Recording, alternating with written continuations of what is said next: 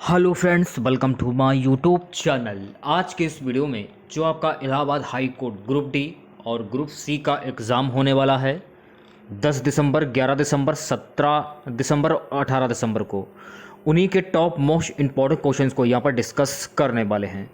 और मैं आप लोगों को ये 100% गारंटी देता हूँ कि Allahabad high court group D group C के एग्ज़ाम में यहाँ से क्वेश्चन पूछे जाएंगे।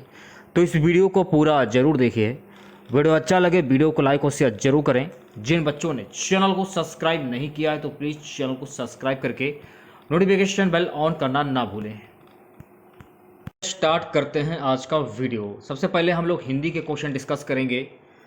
पहला क्वेश्चन देख लीजिएगा। जल का पर्यायवाची शब्द नहीं है। इनमें आपको ये बताना है कि इनमें से जल का पर्यायवाची शब्द कौन सा नहीं। देखिए, जल का पर्यायवाची शब्द पीयूष नहीं होता है। जल का पर्यायवाची शब्द होता है वो पीयूष नहीं होता है। जल के पर्यायवाची कौन कौन से होते हैं? देखिए, जल के पर्यायवाची शब्द होते हैं नीर, तोय, पय, सलिल, उदक, वारी आदि। जबकि पीयूष जो है ये अमृत का पर्यायवाची शब्द है। अमृत के अन्य पर्यायवाची शब्द हैं अमी, सुधा, मधु, सोम, जीवन मोदक, सुरभोग आदि। कृतज्ञ का विलोम शब्द क्या होगा? देखिएगा, कृतज्ञ का विलोम शब्द होता है कृतज्ञ। कृतज्ञ का विलोम शब्द होगा कृतज्ञ। और अगर पूछा जाए कि कुकृत्य का विलोम शब्द क्या होगा, तो कुकृत्य का विलोम शब्द होगा सुकृत्य। कृतज्ञ का कृतज्ञ, परोपकार का अपकार, कपटी का निष्कपट। ये आपको ध्यान में रखना है। तीसरा क्वेश्चन, निम्न में से कौन सा शब्द तद्भव है? इनमें से कौन सा शब्द तद्भव होगा? तो काज जो शब्द है आपका, ये तद्भव शब्द होगा। देखिए, काज का अर्थ होता है तत्समय, कार्य, और बेटा बछड़ा तद्भव, और इसका तत्सम शब्द हो जाएगा वश। रात का तद्भव होता है और तत्सम रात्रि हो जाएगा। हवा का तत्सम वायु हो जाएगा। चौथा क्वेश्चन देखिएगा, निम्न में से कौन सा शब्द तत्सम है? निम्न में से कौन सा शब्द तत्सम है? भ्राता जो है गाइस, ये तत्सम शब्द हो जाएगा। यानी कहने का मतलब है कि भाई, भ्राता तत्सम। कान का कर्ण हो जाएगा तत्सम। शव का शव यानी कि संपूर्ण। बयार शब्द देशा शब्द जिसका अर्थ होता है हवा, वायु। वागीश का संधि विच्छेद क्या होगा? परीक्षा की दृष्टि से काफी इंपॉर्टेंट क्वेश्चन है। तो वागीश का संधि विच्छेद शब्द हो जाएगा वाक्र धन ईश। अगर पूछा जाए कि वागीश में कौन सी संधि होगी, तो वागीश में हो जाएगी व्यंजन संधि। ये आपको ध्यान में रखना है, ठीक है।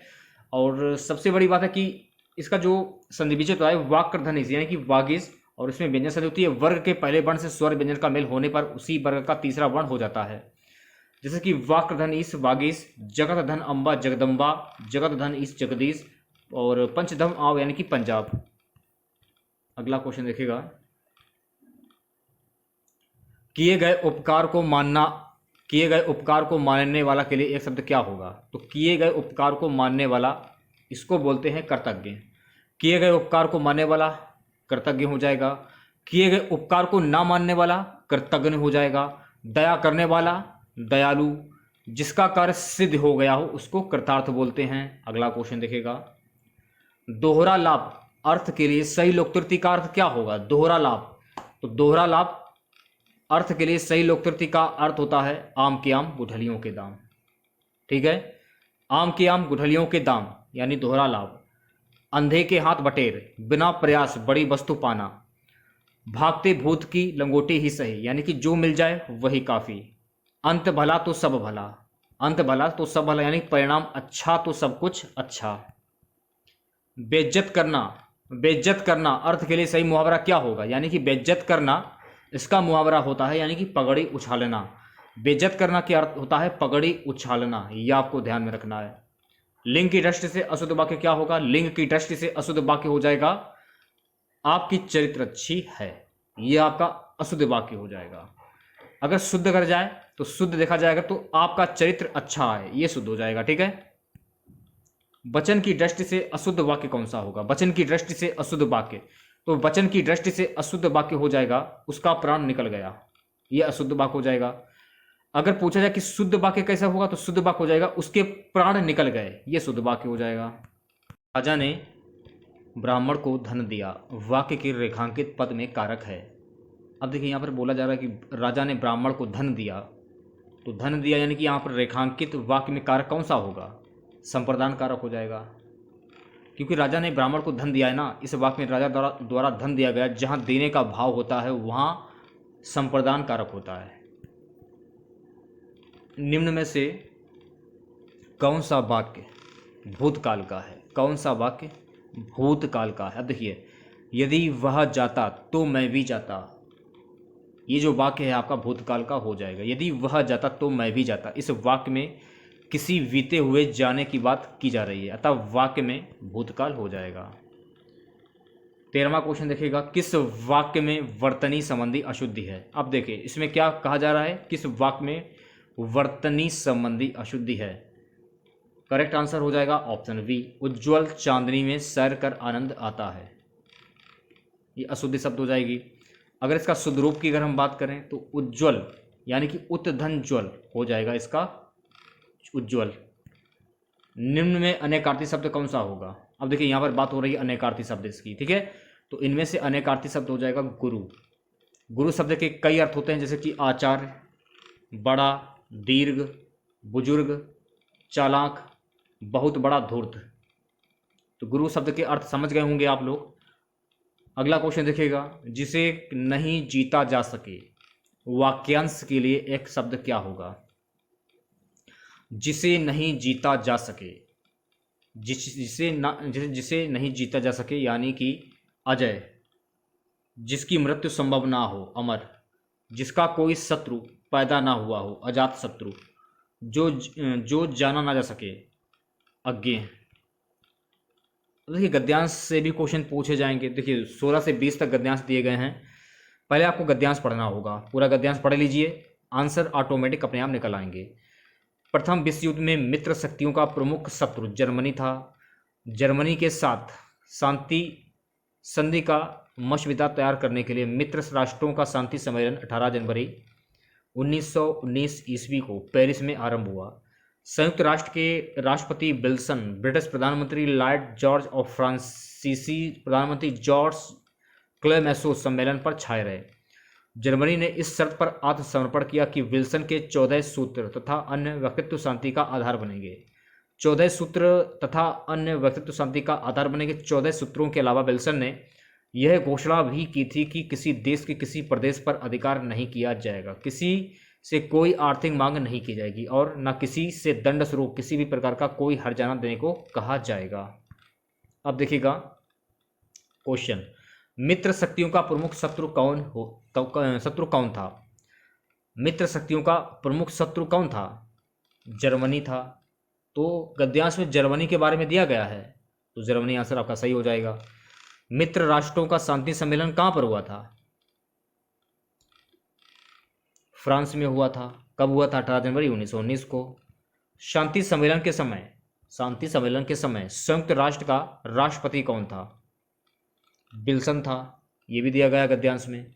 जर्मनी के आत्मसमर्पण का मुख्य आधार क्या था? तो जर्मनी के आत्मसमर्पण का मुख्य आधार था विल्सन के 14 सूत्र। विल्सन की घोषणा में क्या शामिल नहीं था? तो विल्सन की घोषणा में क्या शामिल नहीं था? किसी देश पर आक्रमण नहीं किया जाएगा, ये घोषणा में शामिल नहीं था। अगला क्वेश्चन देखिएगा, सुवर्ण को खोजते फिरते कवि व्यभिचारी चोर पंक्ति में कौन सा अलंकार है? इसमें हो जाएगा श्लेष अलंकार। अब श्लेष अलंकार के बारे में जान लीजिए। श्लेष का अर्थ चिपकाना या चिपका हुआ होता है, अतः जब कोई शब्द एक बार आए और उसका अर्थ अनेक हो, अर्थात उसके अर्थ एक से अधिक चिपके हों, वहां श्लेष अलंकार होता है। उदाहरण के तौर पर देख लीजिए। उदाहरण के तौर पे चरण धरत चिंता करता चितवत चरहों और सुवर्ण को खोजत फिरत कवि व्यभिचारी चोर। इसमें सुवर्ण का 3 अर्थ निकल रहा है, यानी कि सुंदरबन, सुंदर स्त्री तथा स्वर्ण सोना, जिसमें कवि सुंदरबन, व्यभिचारी सुंदर स्त्री तथा चोर स्वर्ण खोज रहा है। यह आपको ध्यान रखना है। उपमेय से उपमान का निषेध रहित आरोप तो कौन सा अलंकार होगा? तो इसमें कौन सा अलंकार होगा? तो इसमें हो जाएगा रूपक अलंकार। ठीक है। अब देखिएगा, इसमें उपमेय में उपमान का निषेध रहित आरोप हो तो रूपक अलंकार होता है। उदाहरण के लिए देख लीजिए, मुख चंद्र है, अर्थात जहां पर मुख का चंद्र स्वीकार किया गया हो। अगला क्वेश्चन देखिएगा, भीपत रस का स्थायी भाव क्या होगा? तो भीपत रस का स्थायी भाव होता है जुगुस्सा। श्रृंगार का स्थायी भाव क्या होता है? श्रृंगार रस का रति प्रेम। करुण का स्थायी भाव शोक। हास्य का स्थायी भाव हास। वीर का उत्साह। रौद्र का क्रोध। और विपत्स का स्थायी भाव जुगुस्सा ग्लानि घृणा। भयानक का भय। अद्भुत का विस्मय आश्चर्य। शांत का निर्वित वैराग्य।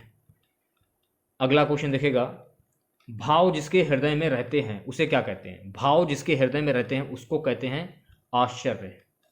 भाव जिसके हृदय में जागृत होते हैं या रहते हैं उसे आश्चर्य कहते हैं, जबकि जिसे देखकर भाव पैदा होते हैं वह आलंबन होता है। प्रकृति, चित्रण, वातावरण इत्यादि उद्दीपन होते हैं। दशानन में कौन सा समास होगा? देखिएगा, दशानन में कौन सा समास होता है? तो दशानन में बहुप्रिय समास होगा, यानी कि दशानन बहुप्रिय। नीलकमल में कर्मधार, ऋणमुक्त, तत्पुरुष, चौराहा, चाराहों का समूह, द्विगु समास।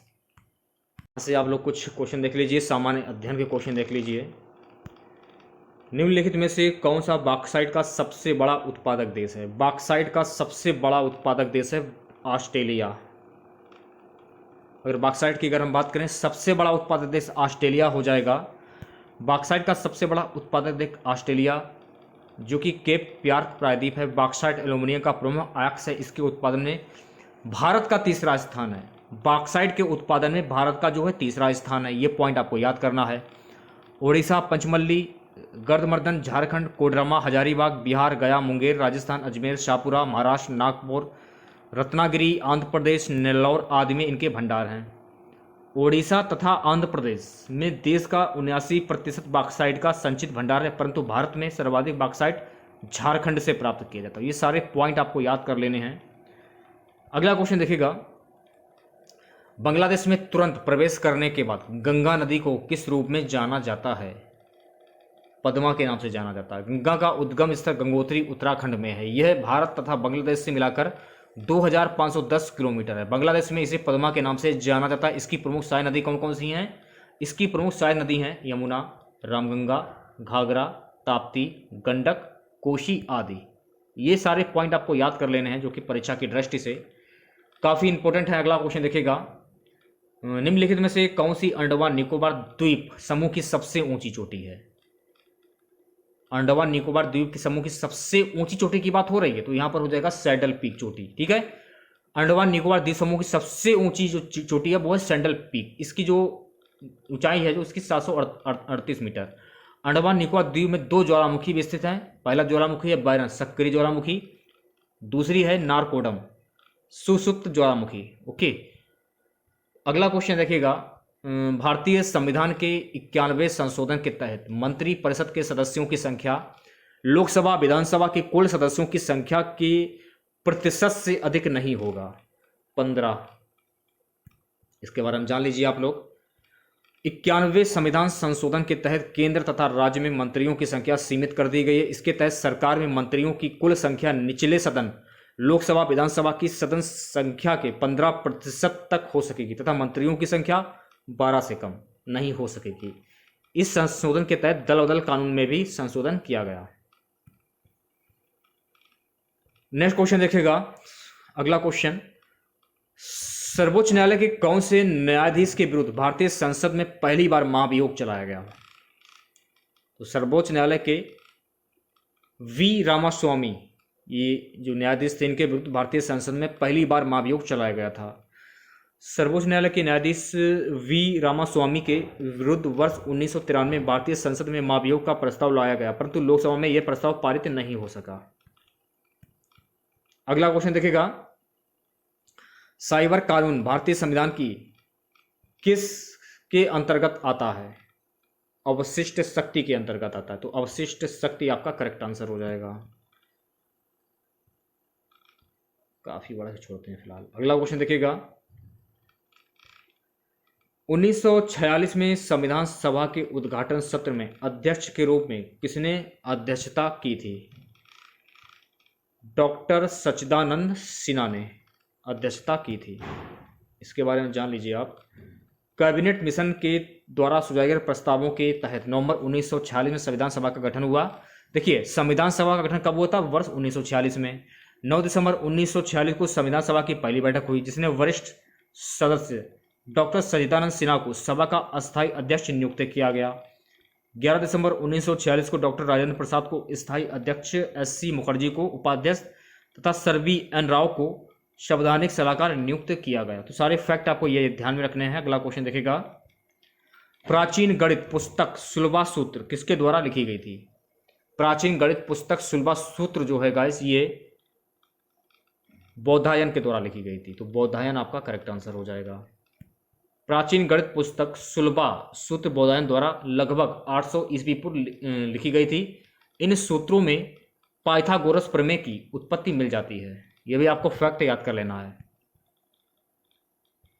अगला क्वेश्चन देखिएगा, निम्नलिखित में से कौन सा लोक नृत्य जम्मू और कश्मीर राज्य से संबंधित है? कौन सा लोक नृत्य जो कि जम्मू कश्मीर राज्य से संबंधित है? धूमल नृत्य जो है, लोक नृत्य जो है, ये जम्मू और कश्मीर राज्य से संबंधित है। देखिए, गिद्दा जो है ये पंजाब का लोक नृत्य है, कोली जो है ये महाराष्ट्र का लोक नृत्य है, धूमल जम्मू कश्मीर का लोक नृत्य है, और छऊ की अगर हम बात करें तो छऊ जो है ये पश्चिम बंगाल, उड़ीसा और झारखंड का लोक नृत्य है। निम्नलिखित में से कौन सा बिहार राज्य में प्रचलित लोक रंगमंच का रूप है? विदेशिया। विदेशिया जो है गाइस ये प्रचलित लोक रंगमंच का रूप है। विदेशिया अथवा विदेशिया बिहार राज्य में प्रचलित लोक रंगमंच नृत्य शैली है। इसकी शुरुआत बिहारी ठाकुर ने की थी। इसका उद्देश्य मनोरंजन के साथ साथ सामाजिक एवं पारिवारिक विषमताओं को उजागर करते हुए बुराइयों को समाप्त करने के लिए नीति एवं मर्यादा का उपदेश देना भी है। तो ये सारे फैक्ट आपको याद कर लेने हैं। आभूषण जोशान शरीर में कहाँ पर पहना जाता है? तो आभूषण जोशान शरीर के बाह में पहना जाता है। ये आपको याद कर लेना है, ठीक है। कौन से प्रसिद्ध सूफी संत को चिराग ए दिल्ली के रूप में जाना जाता है? किस सूफी संत को चिराग ए दिल्ली के रूप में जाना जाता है? शेख नसरुद्दीन महमूद को जाना जाता है। प्रसिद्ध सूफी संत शेख नसरुद्दीन महमूद को चिराग ए दिल्ली के रूप में जाना जाता है। ये निजामुद्दीन औलिया के मुरीद थे। नसरुद्दीन महमूद चिश्ती संप्रदाय के संत थे। इनका जन्म 1274 में अयोध्या उत्तर प्रदेश में हुआ था। 1356 ईस्वी में इनकी मृत्यु हुई थी। तो ये सारे फैक्ट आपको ध्यान में रखने हैं। कहते हैं अगले क्वेश्चन की। क्वेश्चन क्या है, प्लेइंग इट माई वे के रूप में किस महान बल्लेबाज की आत्मकथा लिखी गई है? प्लेइंग इट माई वे ये सचिन तेंदुलकर की आत्मकथा है। ये आपको ध्यान में रखना है, ठीक है। Playing it my way cricket के महान बल्लेबाज सचिन तेंदुलकर की आत्मकथा। इस पुस्तक के लेखक सचिन तेंदुलकर है और बोरिया मजूमदार हैं। इस पुस्तक को लिम्का बुक ऑफ रिकॉर्ड्स में शामिल किया जा चुका है। ये सारे फैक्ट आपको याद कर लेने हैं। अगला क्वेश्चन देखिएगा, जनगणना 2011 के अनुसार उत्तर प्रदेश के निम्नलिखित में से कौन से जिले में साक्षरता दर सबसे अधिक है? देखिए, यहाँ पर बात हो रही है साक्षरता दर की। तो साक्षरता दर जो है ये गौतम बुद्ध नगर की सबसे अधिक है।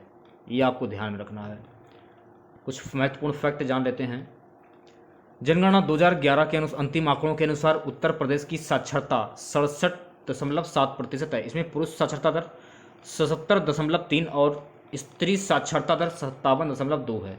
सर्वाधिक साक्षरता के दृष्टिकोण से उत्तर प्रदेश के 5 जिले व साक्षरता का प्रतिशत हैं। गौतम बुद्ध नगर 80.12%, कानपुर नगर 79.71%, औरैया 78.95%, इटावा 78.41%, गाजियाबाद 78.1%। ठीक है। अगला क्वेश्चन देखेगा, एक प्रसिद्ध धार्मिक तीर्थ स्थल नैमिषारण्य उत्तर प्रदेश के किस जिले में स्थित है? देखिए, यहाँ पे बात हो रही है नैमिषारण्य की। तो नैमिषारण्य जो है उत्तर प्रदेश के सीतापुर में स्थित है। ओके, एक प्रसिद्ध धार्मिक स्थल नैमिषारण्य उत्तर प्रदेश के सीतापुर जिले में है।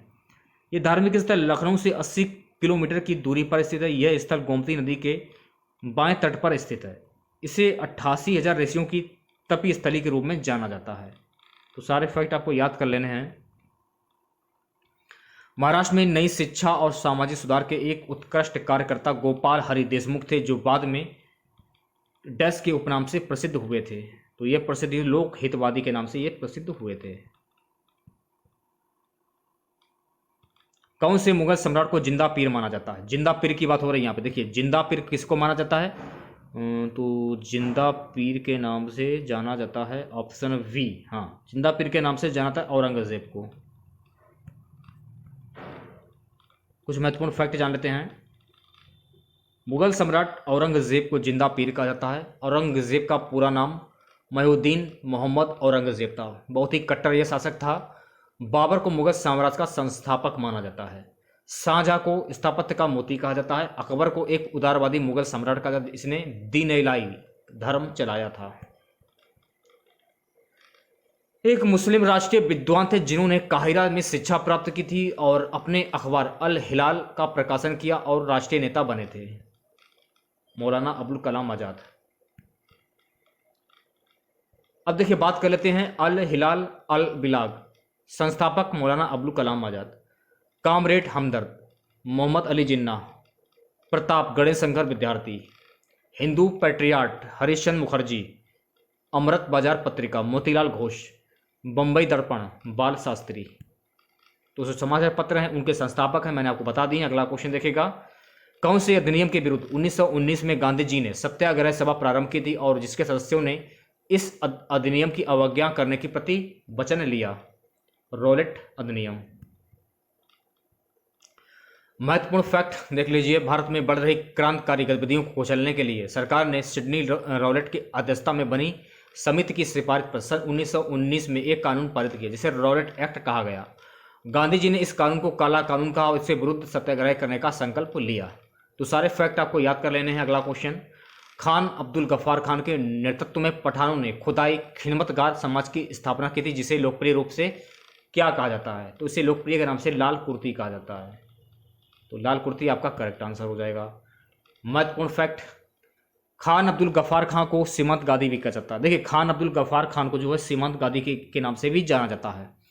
भारत के पश्चिमोत्तर प्रांत के क्षेत्रों में इनके नेतृत्व में एक आंदोलन चलाया जिसे लाल कुर्ती आंदोलन कहा जाता है। इस लाल कुर्ती आंदोलन कहने के पीछे कारण यह था कि ये आंदोलनकारी पठान लाल कपड़ा भी पहने रहते थे। तो इस क्वेश्चन से आप लोगों को इतनी जानकारी प्राप्त हो जाती है।